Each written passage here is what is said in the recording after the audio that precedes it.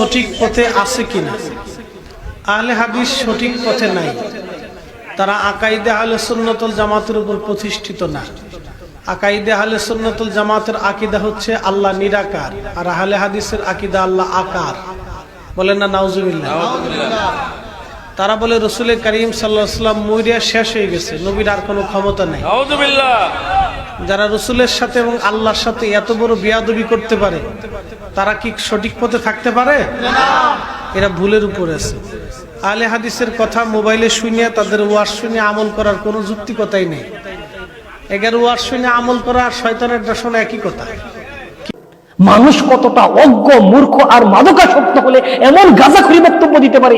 আরো অবাক লাগে ওই সমস্ত শ্রোতাদের যারা কতটা উন্মাদ আর পাগল হলে এমন গাঁজাখুরি বক্তার বক্তব্যের সমর্থনে ঠিক বলতে পারে। আরো আফসোস লাগে ওই সমস্ত কমিটিদের, তারা কোন লেভেলের প্রতিবন্ধী হলে এমন মাদকাসক্তের মতো বক্তাদের দাওয়াত করতে পারে।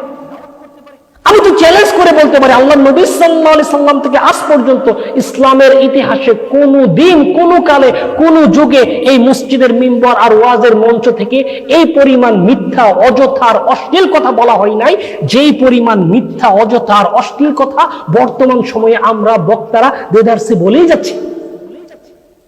আরে মিথ্যা, অযথা আর অশ্লীল কথা দূরের কথা, রাসূল সাল্লাল্লাহু আলাইহি সাল্লাম বলেছেন,